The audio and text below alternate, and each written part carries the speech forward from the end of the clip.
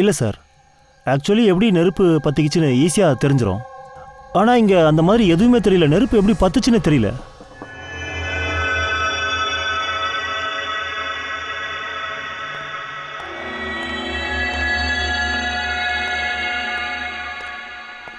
இதெல்லாம் எப்படி நடந்துச்சு? எல்லாமே சரியா தான் இருந்துச்சு. திடீர்னு நெருப்பு எங்க இருந்து வந்துச்சுன்னே தெரியல. ஏகப்பட்ட பேரோட வேண்டுதலும் இருக்குல்ல சார். ஏய், இப்போ நீ என்ன சொன்ன? எனக்கு தெரிய வந்தது சார், நம்ம திலீப் சார் ஏதோ கோர்ட்டு கேஸில் மாட்டியிருக்காரு போல, பெரிய பிரச்சனை போல. ஆனால் இப்போ 2 நாளைக்கு முன்னாடி அவர் வெளியே வந்துட்டார் சார். பல பேர் அவர் மேலே கோபமாக இருந்தாங்க. ஒருவேளை அதனால யாராவது திலீப்பை கொண்டுட்டாங்களா என்ன? இல்ல, கோர்ட் என் புருஷனை விடுதலை பண்ணிட்டாங்க. அவர் எந்த தப்புமே பண்ணல. 9 வருஷத்துக்கு முன்னாடி மாமாவோட தேட்டர்ல நெருப்பு பிடிச்சிச்சு. அதன் காரணமா அங்க நிறைய பேர் செத்து போயிட்டாங்க. அந்த மொத்த பழியும் மாமா மேல வந்து விழுந்துருச்சு. அது எப்படி தானா பற்றிக்கும்? இது யாரோ செஞ்ச பிளானிங் தான்.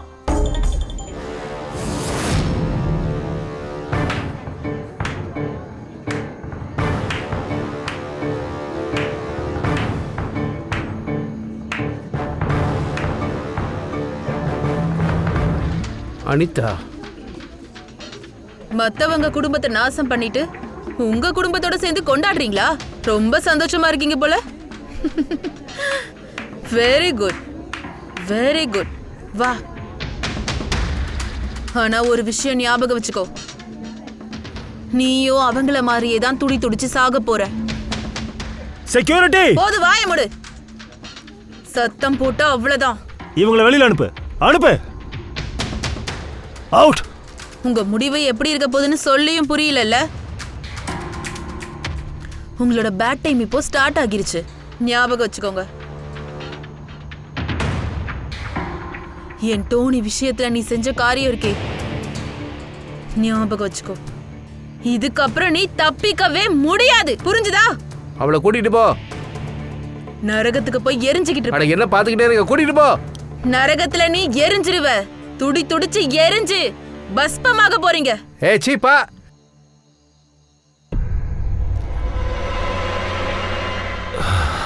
Let's enjoy Rohan. ஆட அது விடுங்கப்பா.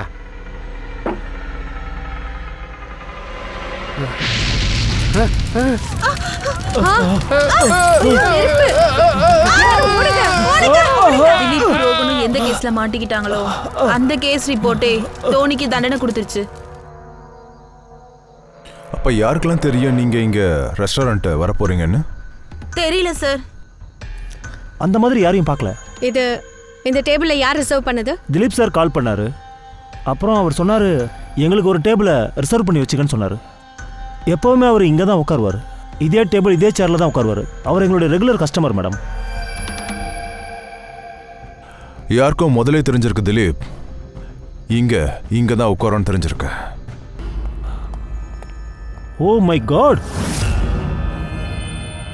இதெல்லாம் எப்படி நடந்துச்சு? யார் இந்த மாதிரி எல்லாம் பண்ணது? அவன் தான் செஞ்சிருப்பான். திலீப்பை எவன் கொலை செஞ்சானோ அவனே தான், எவிடன்ஸ் அழிக்கிறதுக்காக. அப்படியாரு மானிட்டர் ரூமுக்கு வந்திருப்பாங்க. செக்யூரிட்டி எங்க போயிட்டாங்க? சார், இந்த ரூமுக்கு செக்யூரிட்டி தேவையே இல்லை. சார் சார் 9 வருஷங்களுக்கு முன்னாடி திலீப் அப்புறம் ரோஹனுக்கு ஒரு தியேட்டர் இருந்தது. அதுல தான் நெருப்பு பத்திக்கிச்சு. Exit and entry door close ஆயிருந்ததுனால அந்த நெருப்புல 12 பேர் எரிஞ்சு செத்துட்டாங்க. விக்டிம்ஸோட ஃபேமிலி கேஸ் போட்டாங்க. ஆனா இன்வெஸ்டிகேஷன்ல என்ன தெரிய வந்துச்சுன்னா அந்த டைம்ல ஒரு கார்ட் டியூட்டில இருந்திருக்கான். டோனி. ஆமா சார். ஆனா கோர்ட்ல என்ன நிரூபணம் ஆயிருக்குன்னா டோனி பயங்கரமா குடிச்சிருக்கான். குடி போதையில அவன் அந்த அளவுக்கு மூழ்கி போயிருக்கான். அவனால எமர்ஜென்சி எக்ஸிட்ட கூட ஓபன் பண்ண முடியல. இந்த டோனியோட வைஃப் அனிதா அதை ஏத்துக்க தயாராவே இல்ல. தப்பு செஞ்சது டோனி தானு ஒத்துக்கவே இல்ல. சார், அது அவன் மட்டும் இல்ல, ஏராளமான நியூஸ் பேப்பர்ஸ் அப்புறம் ஆர்டிகல்ஸ்ல கூட அவங்களுக்கு எதிராக குரல் கொடுத்திருக்காங்க. இந்த சம்பவம் நடந்த போது திலீப் அப்புறம் ரோஹனுக்கு எதிராக சாலிட் எவிடன்சஸ் இருந்திருக்கு. ஆனா அதுக்கப்புறம் கேஸ் நடந்துகிட்டே இருந்திருக்கு. 9 வருஷம் ஆச்சு. ஒரு சில விட்னஸஸ் ஸ்டேட்மெண்ட் மாத்தி சொல்லியிருக்காங்க. இன்னும் சில பேர் கண்ட்ரி விட்டே போயிட்டாங்க. சார், திலீப்பும் ரோஹனும் கண்டிப்பா பணத்தையும் பவரையும் யூஸ் பண்ணிருப்பாங்க. அப்புறம் அந்த விஷயம் டோனிக்கும் நிச்சயம் தெரிஞ்சிருக்கணும். அவன் தான் அனிதாவை அனுப்பியிருப்பான் சார் திலீப்பை கொல்றதுக்காக. ஆனா ஃப்ரெடி, அந்த நேரத்துல அனிதாங்க இல்லவே இல்லையே. அப்புறம் ஃபயர் எப்படி பத்திக்குச்சு? இல்ல செக்யூரிட்டி ஆளுங்க தானே அவளை வெளியே அனுப்புனாங்க. அப்புறம் எப்படி? கூட்டம் நிறைஞ்ச ஒரு ரெஸ்டாரண்ட்ல இந்த மாதிரி எப்படி நெருப்பு பிடிக்கும்? சார், அது ஒருவேளை டாக்டர் சலோங்கே நம்மளுக்கு உதவி செய்யலாம்ல? சோலன்கி இல்ல, அனிதா.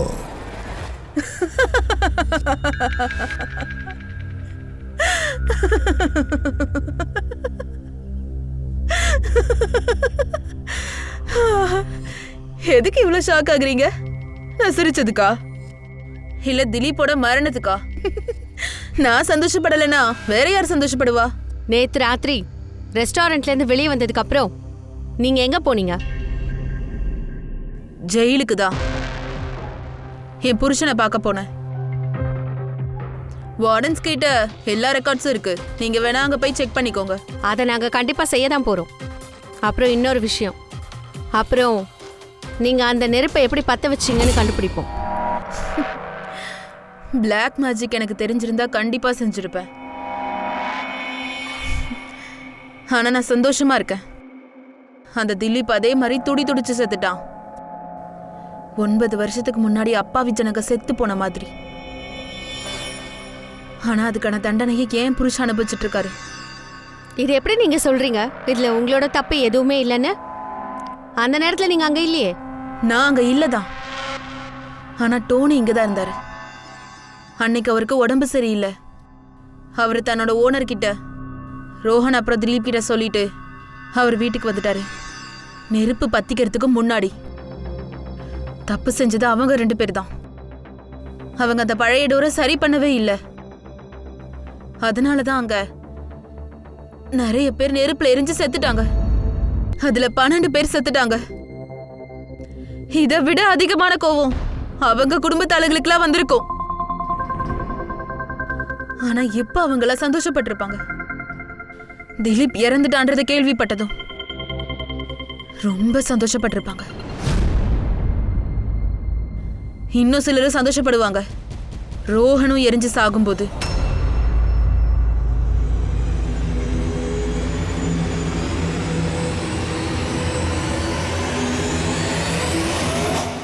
சஸ்பெக்ட்ஸ் அதிகம், டைம் கம்மி. சார், முதல்ல 52 பேர்ல இருந்து அவங்க பேரை மட்டும் நம்ம கட் பண்ணிடலாம். ஏன்னா நேத்து திலீப் சாகும் போது அவங்க இல்லவே இல்லை. சார், இந்த விஷயம் நடந்து 9 வருஷம் ஆச்சு. இதுல சில பேரு நம்ம நாட்டை விட்டு வேற நாட்டுக்கு போயிருக்காங்க. அப்புறம் இன்னும் சில பேர் செத்து கூட போயிருக்கலாம்ல. கண்டிப்பா இதை எப்படியாவது கண்டுபிடிச்சே ஆகணும். எத்தனை பேர் சிட்டிங்ல இருந்தாங்கன்னு பாரு திலீப் சாகும்போது.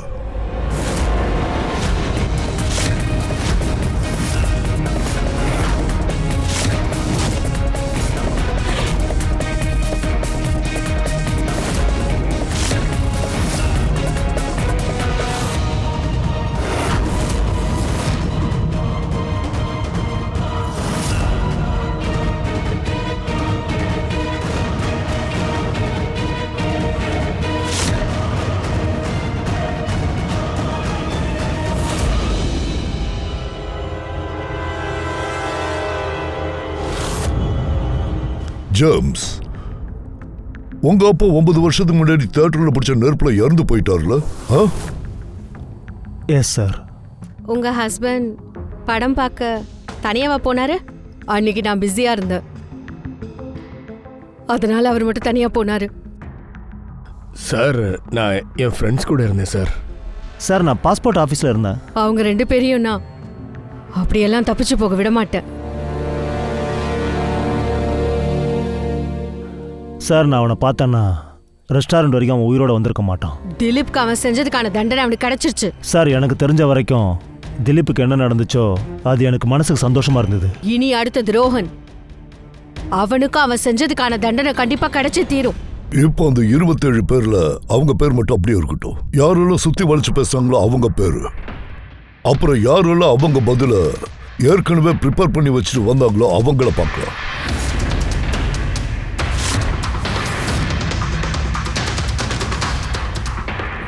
சார், இப்போ 15 பேர் இருக்காங்க. அந்த 15 பேரையும் நம்ம விசாரிச்சு பார்க்கலாம். கொஞ்சம் வருஷத்துக்கு முன்னாடி தியேட்டர்ல நெருப்பு பத்திக்குச்சுல, பாப்போம் யாருக்கு கோவம் அதிகமாக வருதுன்னு. ஆட்ட ஆரம்பிச்சிருச்சு. சார், என் தம்பி 10th பாஸ் ஆயிட்டான். அதனால அவன் ஃப்ரெண்ட்ஸ்க்கு பார்ட்டி கொடுக்கணும், சினிமா கூட்டிகிட்டு போகணுன்னா பணம் கொடுங்கன்னா.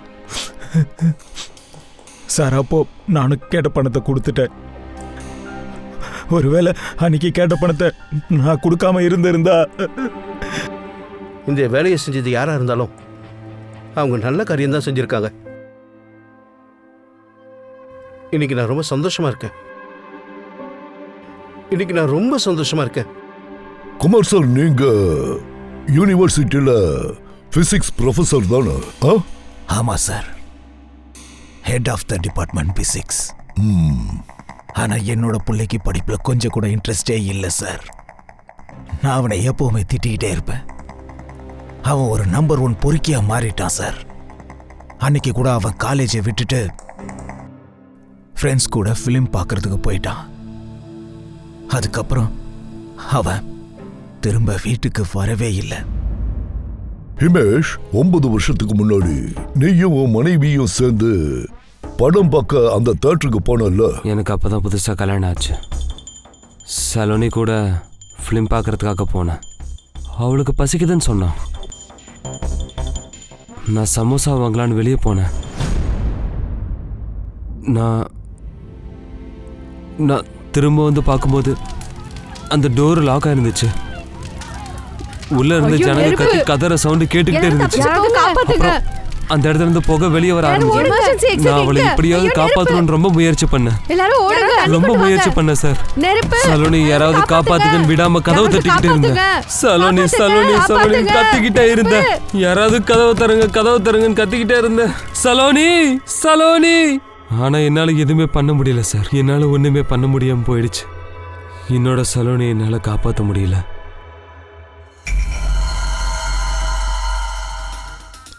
அங்க வேற ஏதாவது கார்டு இருந்தாங்களா, இல்ல வேற யாராவது பாத்தியா? யாருமே இல்லை சார். எவனுமே வரல. நான் 9 வருஷத்துக்கு முன்னாடி கோர்ட்ல என்ன வார்த்தை சொன்னனோ அதே தான் இன்னைக்கும் சொல்றேன். அந்த ஹாலில் நெருப்பு பத்திக்கிட்டப்ப தோனி அந்த இடத்துல இல்லை சார்.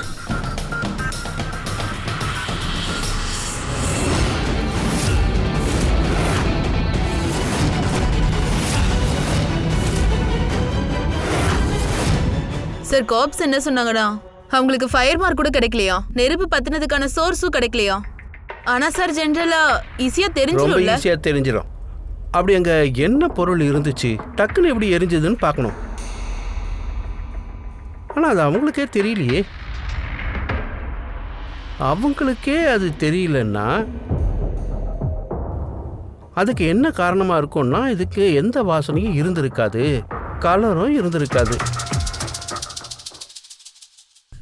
Exactly sir. ஆனா அது ஒருவேளை ஏதாவது லிக்விடா இருந்துச்சுன்னா திலீப்க்கு அது கண்டிப்பா தெரிஞ்சிருக்கும். சேர்ல உட்காரும் போது கண்டிப்பா ஃபீல் ஆயிருக்கும்.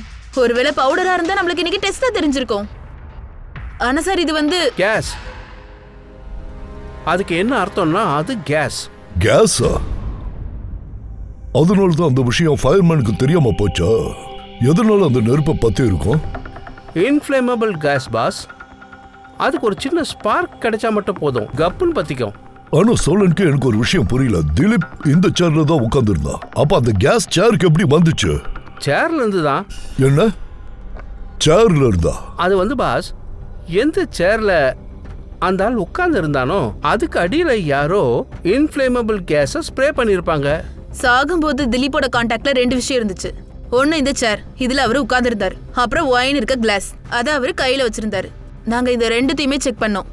எங்களுக்கு இந்த சேர் மேல இருந்து இன்ஃப்ளேமபிள் கேஸோட ட்ரேசஸ் கிடைச்சது. பாஸ், நம்மளை சுத்தி எப்பவுமே ஒரு சில இன்ஃப்ளேமபிள் கேஸ் இருக்கும். சில சமயங்கள்ல அது ஸ்பான்டேனியஸ்லி பத்திக்கும்.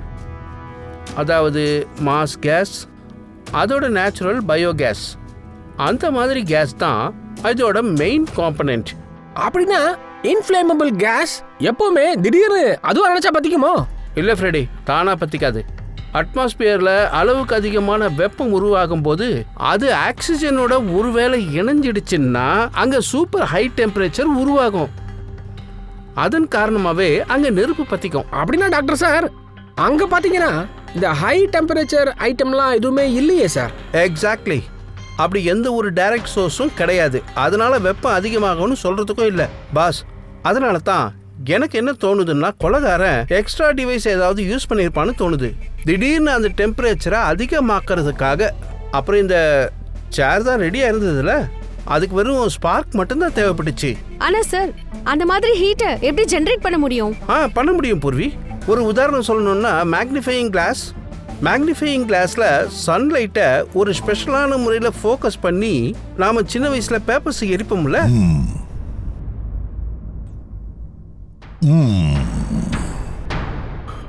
அப்போ நம்ம உடனே அந்த ரெஸ்டாரண்ட்டுக்கு போய் பார்த்தாகணும்.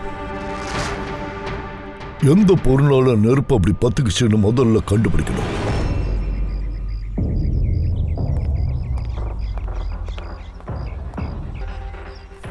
இது ஓப்பன் ஏரியா ரெஸ்டாரண்ட். கொலகாரன் திலீப்போட சேருக்கு கீழே அந்த இம்ப்ளிமெண்ட் கேஸை பிரேக் பண்ணும்போது யாராவது பார்த்துருப்பாங்களே? சார், டேட்டா ஃபுல்லாக செக் பண்ணிட்டேன். சிசிடிவி ஃபுட்டேஜ் அதெல்லாம் ரெக்கவர் பண்ணிட்டேன். நீங்கள் வந்து பார்க்கலாம் சார். குட் சார், திலீப் அவருடைய ஃபேமிலி இங்கே வரதுக்கு 15 நிமிஷத்துக்கு முன்னாடி எடுத்த ஃபுட்டேஜ் இது.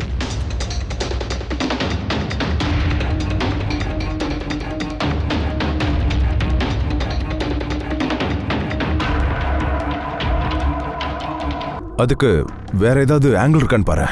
அந்த சேரோடது செக் பண்ண.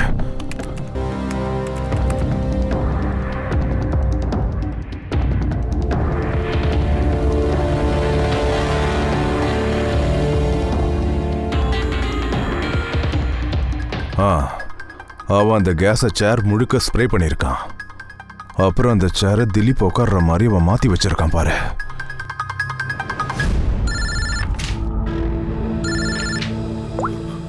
சொல்லுதையா?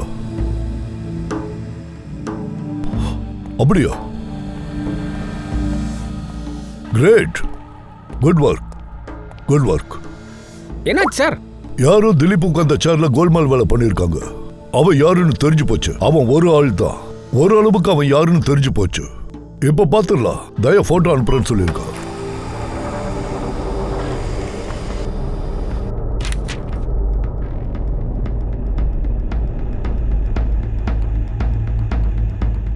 கொலைகாரன் அந்த மீதி இருந்த சில பேர்ல ஒருத்தன் தான். இவங்கள யாரோ ஒருத்தன் தான் அது. இப்போ அவனோட அடுத்த டார்கெட் ரோஹன்.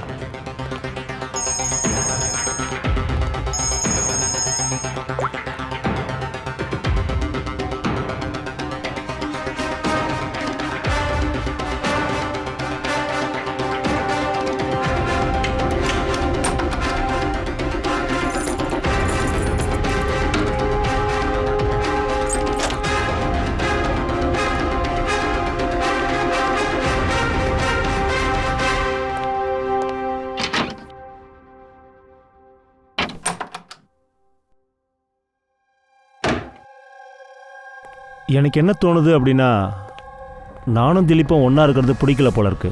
இங்கே என் உயிருக்கே ஆபத்து தான். I will talk to you later. Bye sir. Everything is okay. All right. நீ இங்கேயே இரு. யாரையுமே உள்ளே வர விடாத. Be alert. Okay? Okay sir.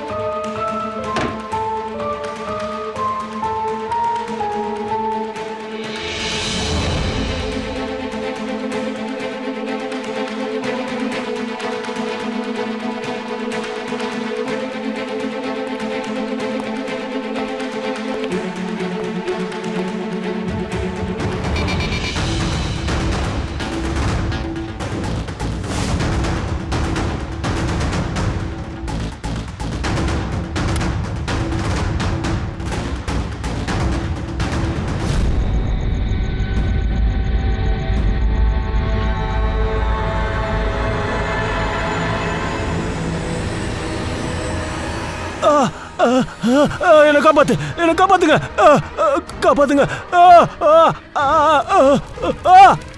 காப்பாத்துங்க, காப்பாத்துங்க சார், சார். என்னை காப்பாத்துங்க, காப்பாத்துங்க சார். என்னாச்சு? முடியல, காப்பாத்துங்க, காப்பாத்துங்க, யாராவது வாங்க, காப்பாத்துங்க, காப்பாத்துங்க சார். என்னாச்சு சார்? என்னாச்சு?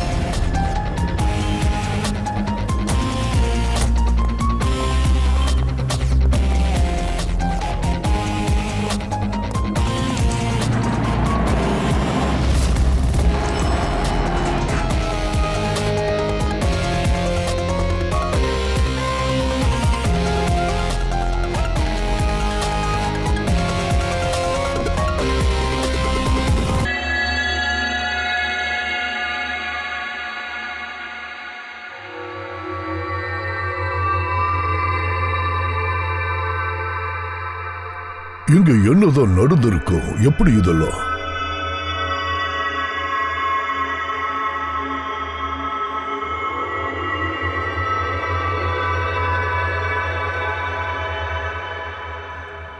இங்கே எதுலேயும் எந்த விதமான ஸ்மெல்லும் இல்லை. இந்த எரிஞ்சு போன வாடியோட ஸ்மெல் தான் இருக்கு. இந்த மர்டர் கூட இன்ஃப்ளேமபிள் கேஸால தான் இருக்கலாம். சொல்லுங்க, இதெல்லாம் எப்படி நடந்துச்சு? சார், நான் அவரோட பாடிகார்ட் சார். அப்படியா? அப்ப இதெல்லாம் நடக்கும்போது நீங்க எங்க இருந்தீங்க? சார், அன்னைக்கு என்ன காவலுக்கு நிக்க சொன்னார் சார். கொஞ்ச நேரத்துக்கு அப்புறமா அவரோட கத்துற சத்தம் கேட்டுச்சு. அதான் ரூமை நோக்கி ஓடி வந்தேன் சார். டோரை சுத்தி எல்லா இடத்துலயும் புகையா வந்துச்சு. அப்போ மாஸ்டர் கீயை எடுத்துக்கிட்டு உள்ள திறந்து போனேன்.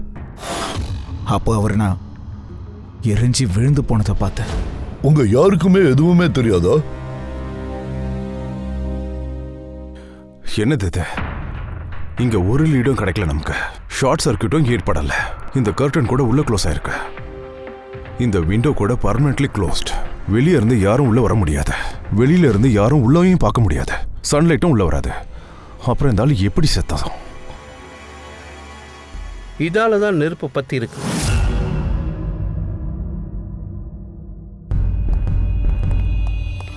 ஃபிலமெண்ட்டு அப்படின்னா?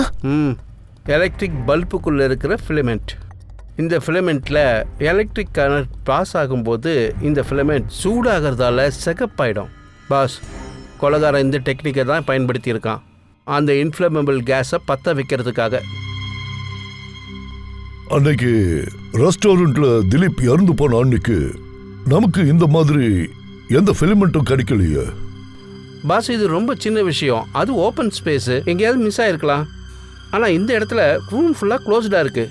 அதனால எனக்கு இந்த பெட்டு கீழே கிடைச்சிருக்கு. ஆனால் சார், ஃபிலமெண்ட்ஸ் மூலமா கரண்ட் பாஸ் ஆகிறதுக்காக வயர்ஸ் மூலமா ஏதாச்சும் கனெக்ஷன் இருந்திருக்கணும்ல பெட் வரைக்கும்? இருக்கும், கண்டிப்பா அது இங்கே தான் எங்கேயாவது இருக்கும். சார், நான் பெட்டை செக் பண்ணிட்டேன், அப்புறம் பூரா ரூமையும் செக் பண்ணிட்டேன். ஆனா அந்த மாதிரி எதுவும் எனக்கு கிடைக்கல. தயா, அங்க ஒரு டோர் இருக்கு பாரு. மேனேஜர். Yes sir. அந்த டோரை எப்படி ஓபன் பண்றது? சார், அது பக்கத்து ரூமு இந்த ரூமோட கனெக்டா இருக்கும் சார். ஆனா அந்த ரூம் சீல்டு சார். அதை யாரும் ஓபன் பண்ண முடியாது. இமிடியேட்டா ஓபன் பண்ணுங்க. Yes sir. உள்ள வாங்க சார்.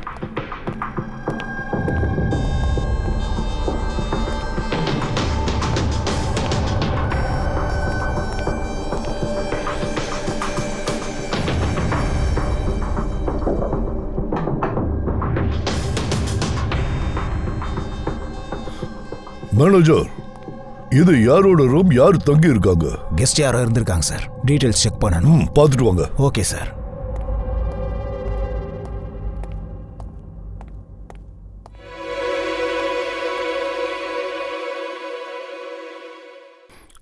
சார், அந்த ரூம்ல என்ன நடந்துச்சோ அதை இந்த ரூம்ல இருந்தே பண்ணியிருக்கான். ஆனா ஒருவேளை கரண்ட் இந்த ரூம்ல இருந்து பாஸ் ஆயிருந்துச்சுன்னா அப்போ இந்த ரூம்ல இருந்து அந்த ரூம் வரைக்கும் ஒயர் இருந்திருக்கணும்ல. ஒயர் அப்படி எரிஞ்சிருந்தா பாஸ் அது ரோஹனுக்கே தெரிஞ்சிருக்கும் இல்ல? ஆமா, ஒருவேளை அவன் பாடி கோடு கூட பார்த்துருக்கலாம். அவனை உள்ள வர சொல்லு. வாங்க.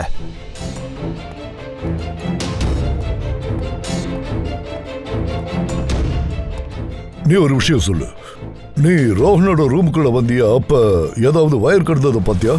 இந்த வழியா அந்த ரூமுக்கு போற மாதிரி நல்ல ஞாபகப்படுத்தி பாரு. இல்லை சார், நான் அவரோட ரூமுக்கு போகிறதுக்கு முன்னாடி நான் எல்லாத்தையும் செக் பண்ணிட்டு தான் போனேன். ஆனால் ஒயர் மாதிரி அந்த ரூமில் எதுவுமே இல்லை சார். ஓகே, நீ போ. அது எதுவாக இருந்தாலும் சரி தயா, கொலைக்கார இந்த டோரை தான் யூஸ் பண்ணியிருக்கான். இந்த டோர் வழியா அவன் ரோஹன் ரூமுக்குள்ள வந்திருக்கான். அவன் பெட் மேல இன்ஃபிளேமபிள் கேஸை ஸ்ப்ரே பண்ணிருக்கான். அப்புறம் ஏதோ ஒரு வகையில அந்த ஃபிலமெண்ட்டுக்கு கரண்ட்டை பாஸ் பண்ணிருக்கான். ஃபிலமெண்ட் சூடாயிடுச்சு. அதனால இன்ஃபிளேமபிள் கேஸால மொத்தமா ஃபயர் ஆயிடுச்சு. ரோஹன் அது நெருப்புல எரிஞ்சு செத்து போயிட்டான். பாஸ், ஒரு விஷயம் கன்ஃபார்ம், இதை செஞ்சவன் யாரா இருந்தாலும் அவனுக்கு எலக்ட்ரிக் பத்தியும் கெமிக்கல்ஸ் பத்தியும் ரொம்ப நல்லா தெரிஞ்சிருக்கு. ப்ரொஃபசர் குமார், பிசிக்ஸ் சப்ஜெக்டோட ப்ரொஃபசர் குமார். அவரை தவிர வேற யாருக்கு இந்த மாதிரி டெக்னிக் எல்லாம் தெரிஞ்சிருக்கோம்? தயா சார், இமீடியட்டா ப்ரொஃபசர் குமாரை போய் பாரு. சார். தயா, நானும் உன் கூட வரேன்.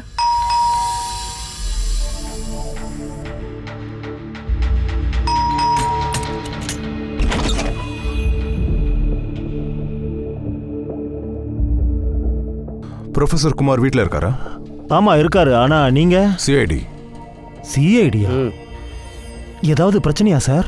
ஆமா, அவரை பார்த்து கொஞ்சம் விசாரிக்க வேண்டிய வேலை இருக்கு. அவர் எங்க இருக்காரு? வெளியில பசங்களுக்கு கிளாஸ் எடுத்துட்டு இருக்காரு. நான் போய் கூட்டிட்டு இல்ல வேண்டாம், நாங்க பாத்துக்கிறோம்.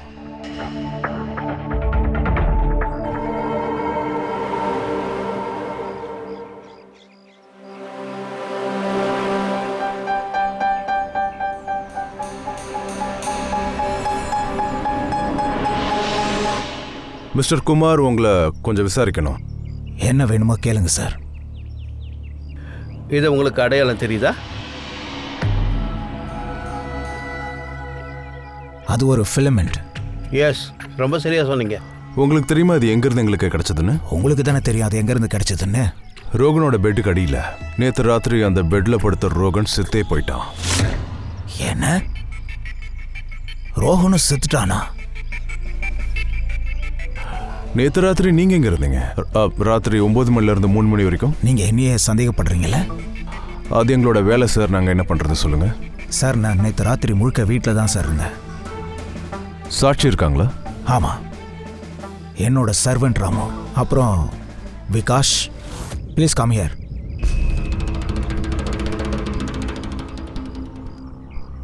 சொல்லுங்க சார். நான் எங்க இருந்தேன்னு இவர்கிட்ட சொல்லுப்பா. சார், எக்ஸ்ட்ரா கிளாஸ் காரணமாக நேற்று சார் இங்கே தான் இருந்தார் சார். அது எத்தனை மணில இருந்து எத்தனை மணி வரைக்கும்? சாயங்காலம் 6 மணிலேருந்து காலையில் 5 மணி வரைக்கும். சார், எங்களுக்கு எக்ஸாம் ஆரம்பிக்க போகுது, அதனால் ரெக்வஸ்ட் பண்ணோம் சார். கிளாஸ் எடுத்தார் சார், அதனால தான், வேற ஒன்றும் இல்லை. கேட்டிங்களா சார்? நீ போப்பா. சார், எனக்கு இன்னும் 5 ஸ்டூடெண்ட் இருக்காங்க. அவங்க 9 மணிலேருந்து சாயந்தரம் 5 மணி வரைக்கும் என் கூட தான் இருந்தாங்க. சொன்னீங்கன்னா அவங்களே கூப்பிடுவேன். ஓகே. இப்போ நான் போகலாமா சார்? பசங்களுக்கு கிளாஸ் எடுக்கணும். Oh sir, please please. Thank you.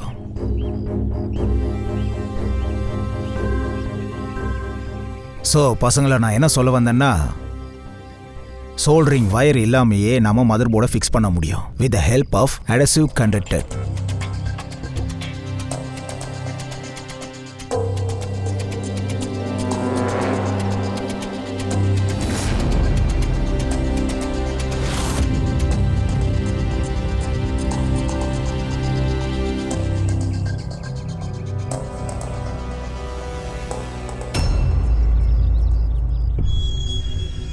My god, my god, இந்த ஆளு. என்னாச்சு சொல்லுங்க. தயா, என்னது? ஏய், இப்படி ஆயிட்டேன். ஏன் என்னாச்சு? எனக்கு வயசாயிடுச்சு. தயா, ஒரு வேலை செய்.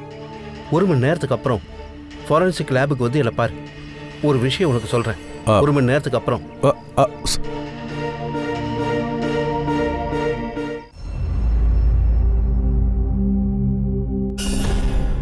பாஸ் ஒரு வேலை செய்யுங்க, இந்த சுவிட்சால அந்த பல்பை ஆன் பண்ணுங்க.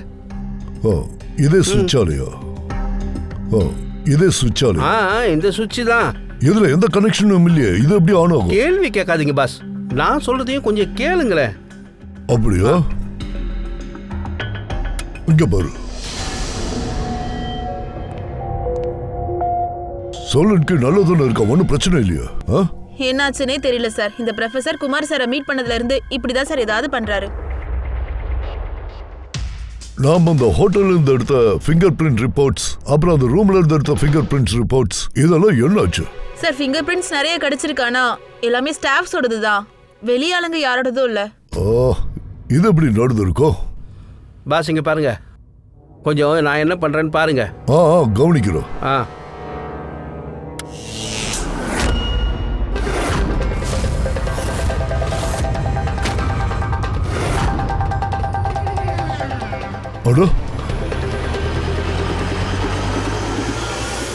சார் இது இந்த பல்பெல்லாம் எப்படி எரியுது? சூப்பர் டாக்டர் சார், ஒயரே இல்லாம எப்படி எல்லா பல்பையும் எரிய வச்சீங்க? எப்படி டாக்டர் சார் இந்த மேஜிக் எப்படி நீங்க பண்ணீங்க? இதே மாதிரி தான் நடந்திருக்கு ஃப்ரெடி. அந்த கொலைகாரம் செஞ்சது தான் நான் செஞ்சேன். அந்த திலீப்போட சேர்ல, அப்புறம் ரோஹனுடைய பெட்ல. ஒரு விஷயம் சொல்லு சோலனுக்கு, இதெல்லாம் நீ எப்படி பண்ணன்னு கொஞ்சம் தெளிவா சொல்லு. கரண்ட் என்ன காத்துலயா வந்தது? காத்துல வராது பாஸ். என்ன கரண்ட் எப்படி வந்துச்சுன்னா எலக்ட்ரிக் பெயிண்ட் மூலமா. எலக்ட்ரிக் பெயிண்டா? Electric paint. அதாவது எலக்ட்ரிக் ஒயர் இருக்குல்ல, அது மெட்டல்ல தான் இருக்கும். Metal is the good conductor of electricity. அதனால தான் கரண்ட் அது வழியாக பாஸ் ஆகி போகுது. அதே மாதிரி ஒரு சில எலக்ட்ரிக் பெயிண்ட்ஸும் இருக்கு. இது என் கையில இருக்கு, இதுதான் எலக்ட்ரிக் பெயிண்ட். இதுவும் குட் கண்டக்டர் ஆஃப் எலக்ட்ரிசிட்டி. இது மூலமா கூட எலக்ட்ரிசிட்டி பாஸ் ஆகும். இதுல விசேஷமான ஒரு விஷயம் என்னன்னா, இது என்ன கலர்ல வேணாலும் கிடைக்கும். இது ரொம்ப ஈஸியா எந்த ஒரு பேக்ரவுண்டோடவும் மெர்ஜ் ஆயிடும். அதனால தான் ஹோட்டல் ரூம்லயும் ரெஸ்டாரண்ட்லயும் எதுவும் பார்க்க முடியல சார். எக்ஸாக்ட்லி தயா. கொலைகாரன் ஹோட்டல் ரூமையும் அப்புறம் ரெஸ்டாரண்ட் ஃப்ளோரையும் 2 கலரையும் இந்த கலரோட சேர்த்து மேட்ச் பண்ணியிருக்கான். அதனால தான் நம்ம கண்ணுக்கு எதுவும் தெரியல.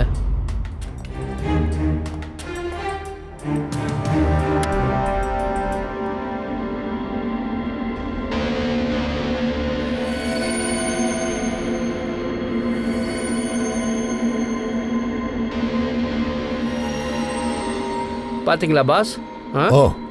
கொலைகாரன் கூட இதே மாதிரி தான் இந்த எலக்ட்ரிக் பெயிண்டை யூஸ் பண்ணி இந்த சர்க்கியூட்டை ரெடி பண்ணியிருக்கான்.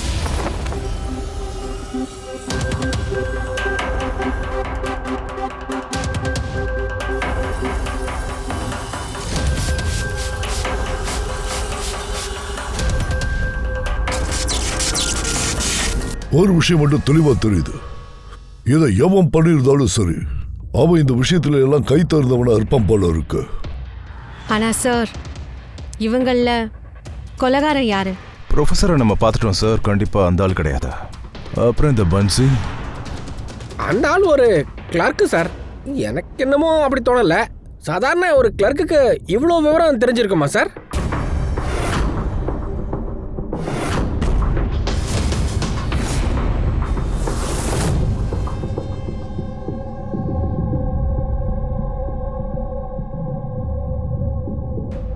அப்ப வில்ல இவன் தான் அபிஜித், இவன் தான் அது.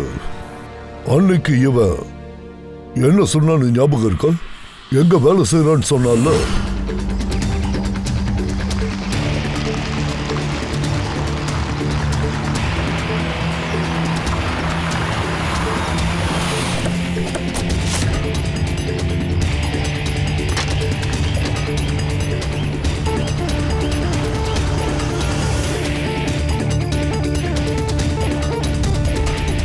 போலாமா மாமியார் வீட்டுக்கு?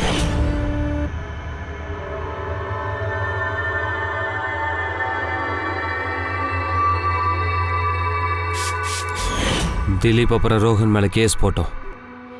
ஆனால் எனக்கு தெரியும் இவங்க பவரையும் பணத்தையும் வச்சு எஸ்கேப் ஆயிடுவாங்கன்னு.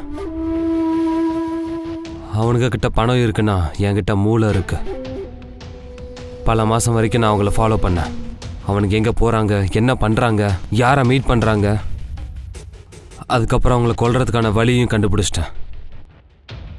எலக்ட்ரிக் பிளைன்ஸ் அப்புறம் சர்க்கியூட்ஸ் யூஸ் பண்ணேன். அந்த 2 விஷயத்தை பற்றி ஃபுல் டீட்டெயில்ஸ் எனக்கு தெரியும். அவ்வளோதான். 2 பேருக்கு தண்டனை கொடுத்துட்டேன். 2 பேரையும் உயிரோட அடிச்சு கொன்னுட்டேன். எப்படி அவனுங்க என் சலோனியை கொன்னாங்களோ அதே மாதிரி. ஹிமேஷ், உன் வைஃப் விஷயத்துல என்ன நடந்துச்சோ அது எங்களுக்கே வருத்தமா தான் இருக்கு. உனக்கு திலீப் ரோஹனை கொன்னதுனால என்ன கிடைச்சது? உன் வைஃப் திரும்பி வந்துட்டாங்களா என்ன? பழி வாங்குறங்கிற பேர்ல நீ 2 பேரோட உயிரை எடுத்துட்ட. சட்டம் உன்னை நிச்சயம் மன்னிக்காது. கடுமையான தண்டனை உனக்கு கிடைச்சே தீரும்.